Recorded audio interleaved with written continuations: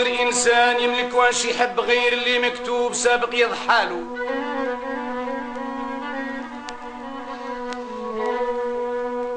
أما الفهم لا يزيد ولا يتعب ياي، وإذا جاه الخير لا حد يسالو.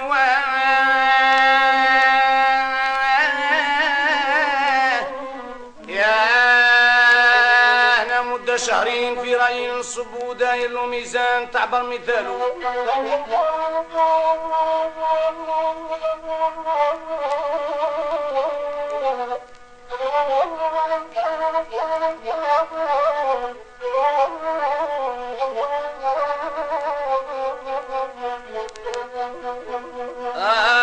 نوزن في اللي سهلة واللي تصعب،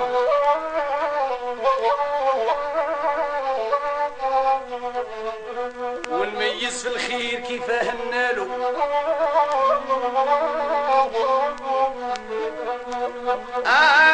نلقى الخير يجي معانا في حاضر ربي يا خويا، كيما شابي جنان جنان.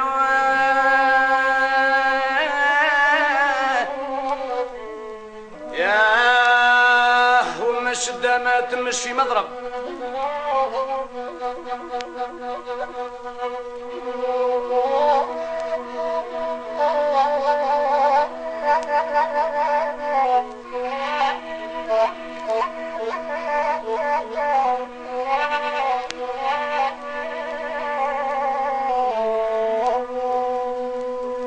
وما الشدة ما تمشي مضرب، والإنسان قلوب ديما في حاله.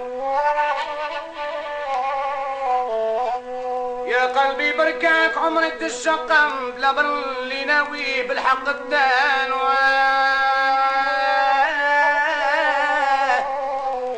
يا استجب لله واطلب ما تحب يا قلبي، ها هو كذا قال ادعو واسأله.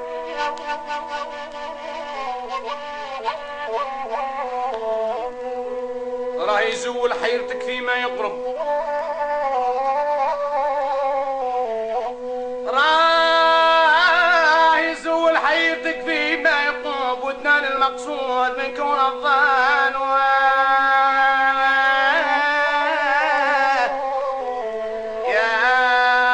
يا مولاي جبر ذا الأغزال صعب وتعطل الأمر نصرى في تيجاله.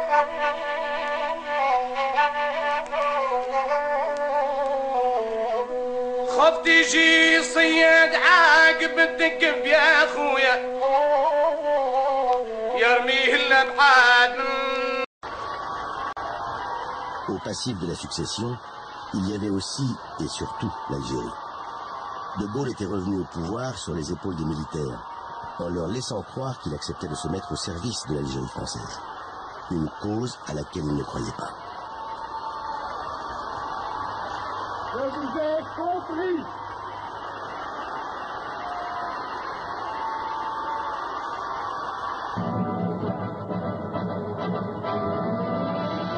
Algérie, le gros souci. Le magazine télévisé 5 colonnes à la une lui avait consacré son premier numéro. Alors ce soir, à l'occasion du Nouvel An, 5 colonnes à la une a voulu offrir un cadeau à la famille Robert et à travers elle à toutes les familles de France dont des êtres chers se battent en Algérie. Comme les Robert dans leur ferme près de Cavaillon, des dizaines de milliers de familles ont un fils en Algérie. 500 000. Ils sont 500 000 appelés dans le Djebel à traquer les nationalistes algériens, à risquer de tomber dans des embuscades. Chaque jour, on rapatrie blessés et cercueils. La France est embourbée depuis bientôt 5 ans dans une guerre baptisée événement, faute d'oser dire son nom. Pour ou contre la fin de la présence française en Algérie, l'opinion publique n'a pas encore choisi son camp.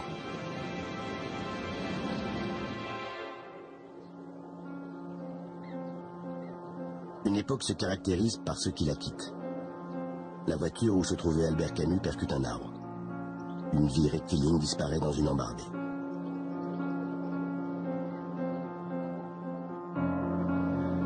Prix Nobel de littérature, homme de gauche, l'Algérie où vivait sa mère le déchirait. Sommé de prendre parti en faveur des nationalistes algériens, il avait répondu qu'il ne croyait pas à la justice avec des bombes dans les lieux publics, et qu'à choisir entre sa mère et la justice, il choisirait sa mère. L'intelligentsia de gauche lui avait signifié son désaccord. Elle soutient, elle, les nationalistes du FLN. Une centaine d'intellectuels publient une déclaration sur le droit à l'insoumission dans la guerre d'Algérie, incitant les soldats du contingent à refuser de prendre les armes. Parmi les signataires, Sartre, Signoret, Duras, Beauvoir. Le ministre de l'Intérieur veut poursuivre Sartre. De Gaulle, on ne met pas Voltaire en prison.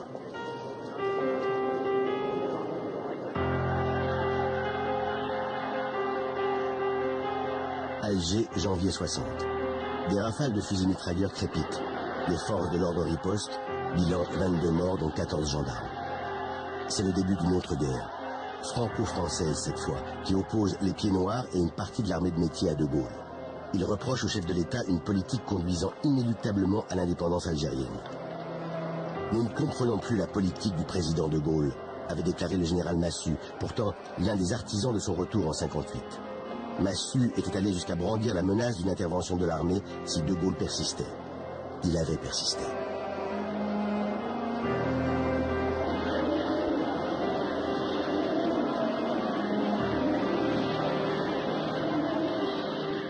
Certains Français de souche exigent que je renonce à l'autodétermination. Les Algériens diront ce qu'ils veulent être, cela ne leur sera pas dicté. Un an plus tard, De Gaulle consulte les Français par référendum. Au soir du 8 janvier 61, les dés sont jetés. Avec 75% des suffrages, ils approuvent son projet de loi conduisant à l'autodétermination des populations algériennes. Mais c'est surtout un oui à la paix. Vous avez une opinion, madame, à ce sujet? Oh mon Dieu, Mais pourquoi? il manquait plus que ça alors. Mais non, il manque de J'ai voté oui, j'ai voté pour la paix. Moi, ce que je demande, c'est la paix, c'est tout. C'est tout, parce que je peux avoir du monde en non. Aussi bien pour moi que pour les autres, d'ailleurs, c'est la paix que je demande. Mais la paix n'est pas encore exactement à l'ordre du jour. Les appelés supportent de moins en moins d'être exposés dans un conflit dont ils ne perçoivent pas l'issue. Ils sont là de cette guerre, qui leur paraît de plus en plus injustifiée, et dont ils reviennent souvent traumatisés. J'ai du mal un peu à me réadapter, tout ça. À vous réadapter, pourquoi? Parce que je reviens d'Algérie, quoi. J'ai été récemment libéré.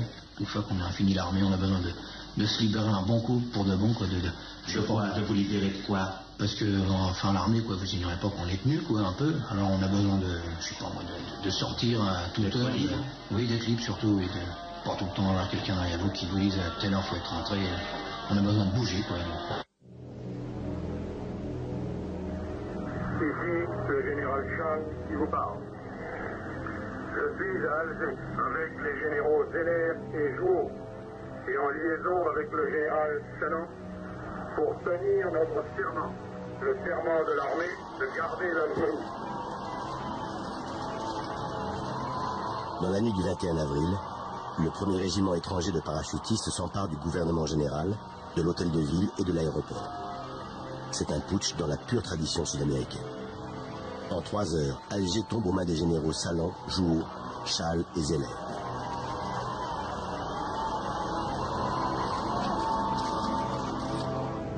À 20 heures, revêtu de l'uniforme des grandes heures, Jupiter tonne à la télévision. Un pouvoir insurrectionnel s'est établi en Algérie par un prononciamento militaire. J'interdis à tout Français, et d'abord à tout soldat, d'exécuter aucun de leurs ordres.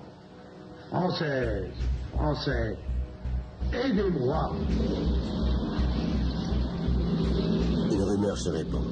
Les parachutistes vont sauter sur Paris. L'état d'urgence est décrété. La capitale est mise en état de siège. Michel Debré, le Premier ministre, s'adresse en pleine nuit aux Parisiens.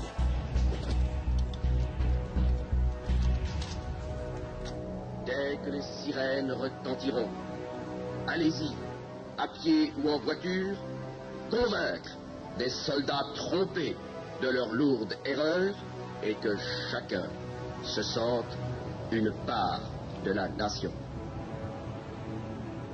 Tous derrière De Gaulle. Partis politiques, syndicats, organisations appellent à manifester. Intoxication ou fantasme, aucun parachutiste ne sautera sur la capitale, ni ailleurs du reste. L'armée n'avait pas basculé. L'oreille collée à leur transistor, les appelés du contingent stationné en Algérie avaient entendu le message de De Gaulle. Et dès cet instant, les généraux avaient échoué. Arrêté et jugé un an plus tard, traduit devant des tribunaux spéciaux, Salan et les autres putschistes échapperont à la mort à la grande colère de De Gaulle.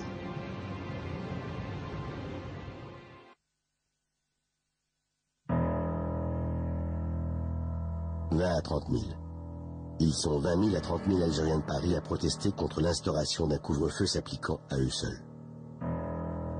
Le préfet Maurice Papon avait arrêté cette mesure en réponse à des attentats FLN qui avaient pris les commissariats pour cible et causé la mort de 22 policiers. Pour un coup reçu, nous en porterons 10. Des manifestants sont jetés dans la Seine, d'autres dans le canal de l'Ourcq, certains retrouvés pendus. 30 morts selon les uns, 300 selon les autres. Aujourd'hui, c'est encore l'impossible bilan. De son côté, l'OAS, bras armé des tenants de l'Algérie française, multiplie assassinats ciblés en Algérie et attentats. Une même journée, 10 charges de plastique secouent la capitale.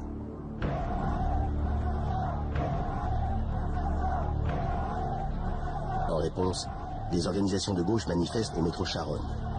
Papon, toujours lui, donne l'ordre de s'y opposer. Bilan, 8 morts, tous membres de la CGT ou du Parti communiste. Paris a fait les funérailles les plus éloquentes. Ce cortège funèbre, qu'on l'évalue à 150 000 ou à 1 million de présences, avait la valeur d'une affirmation solennelle. Il ne faut plus que la paix intérieure soit troublée.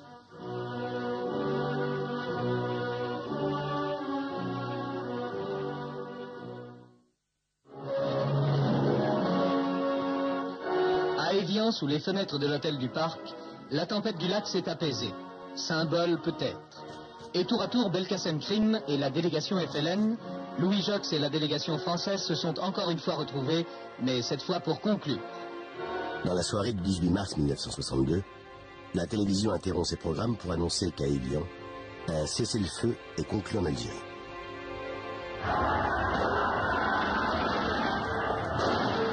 Cessez-le-feu, vite dit. Sa proclamation marque en Algérie l'apogée de la violence. L'OAS appelle les Européens à manifester. On tire sur l'armée qui réplique. On relève 54 morts. L'épisode de la rue d'Isly traumatise la communauté européenne, désormais certaine d'avoir définitivement perdu la partie.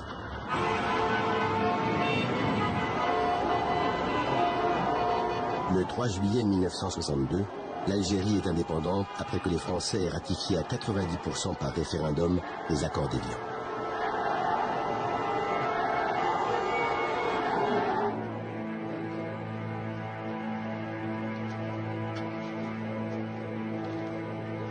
Abandonnés sur place à la vindicte de leurs vainqueurs, plus de 10 000 supplétifs de l'armée française, les harkis, seront tués après le cessez-le-feu. Est-ce que vous croyez que votre vie serait en danger à ce moment-là? Oh, ma vie. Oui. Je servis les drapeaux. Je travaillais sous les drapeaux français. Oui.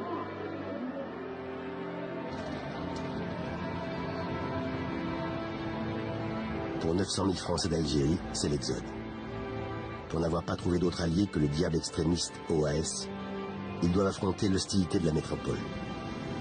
La gauche, par angélisme anticolonialiste, manquera singulièrement de compassion à leur égard.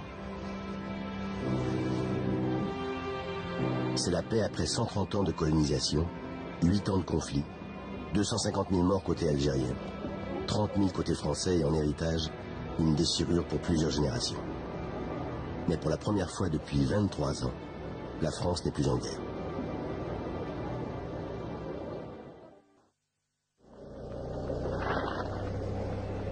« 22 août 1962.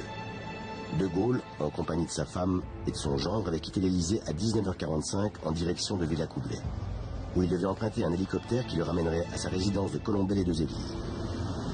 Lorsque son cortège avait abordé le rond-point du Petit Clamart, sa déesse avait été mitraillée. C'est de justesse qu'il avait échappé aux balles d'un commando de l'OAS. Rapidement identifié, le chef des conjurés, le colonel Bastien Thierry, sera fusillé 6 mois après l'attentat. De Gaulle décide de tirer profit de l'émotion suscitée par les menaces qui pèsent sur sa personne pour précipiter par référendum la présidentialisation du régime. Un bouleversement institutionnel qu'il n'avait pu mettre en œuvre tant que pesait l'hypothèque algérienne. Quand sera terminé mon propre septennat, ou si la mort ou la maladie l'interrompait avant le terme, le président de la République sera dorénavant élu au suffrage universel. Désormais, les Français éliront sans intermédiaire le président de la République. Exit le parlementarisme qui incarnait depuis ses origines l'esprit de la République. Les législatives de novembre 62 voient, à l'exception du PC, la déroute des partis traditionnels et le triomphe de l'UNR, la formation gaulliste qui s'empare de la majorité absolue. L'opinion publique a fait plus confiance au chef de l'État qu'à l'opposition qui accuse De Gaulle de bonapartisme. La gauche, qui avait entamé en 1958 sa longue marche dans l'opposition, devra la poursuivre encore 19 ans pour en toucher le terme.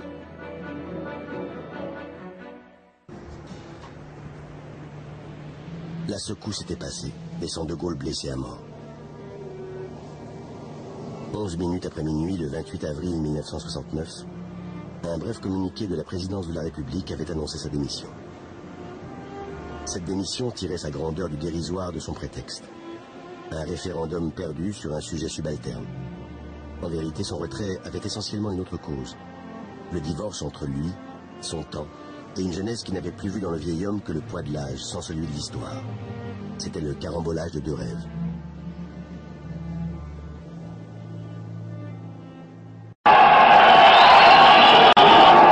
وما نيل المطالب بالتمني ولكن تؤخذ الدنيا غلابة، شعار حمله الجزائريون في قلوبهم، ومعه استنشقوا رائحة الحرية والاستقلال بعد أن ذاقوا مرارة العيش بعيدا عن الحرية.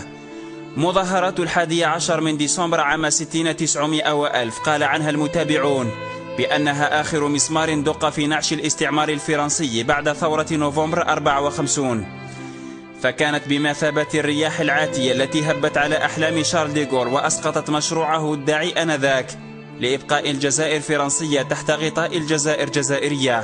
المشروع الديغولي هذا، وإن رفضه المعمرون بحجة تهديد بقائهم، رفضه الجزائريون لأنه مساس بحريتهم، فانفجرت حناجرهم من خلال أمواج بشرية عبر شوارع العاصمة تحيا الجزائر مسلمة مستقلة، لتصبح في أيام مطلب الشعب الجزائري ككل بعد ركوب باقي ولايات الوطن زوارق وإن اختلطت مياهها بالدماء، إلا أن انتشال الحرية المغتصبة كان الهدف الأسمى.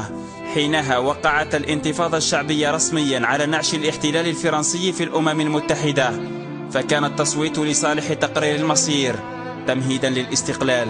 تشاء الصدف اليوم أن تعود ذكرى انتفاضة الجزائريين ضد الاستعمار بذهاب أحد أعظم الزعماء المنتفضين ضد الظلم والعنصرية في العصر الحديث، نيلسون مانديلا، الذي تعلم ذات يوم من الجزائر كيف يرتشف من كأس الحرية.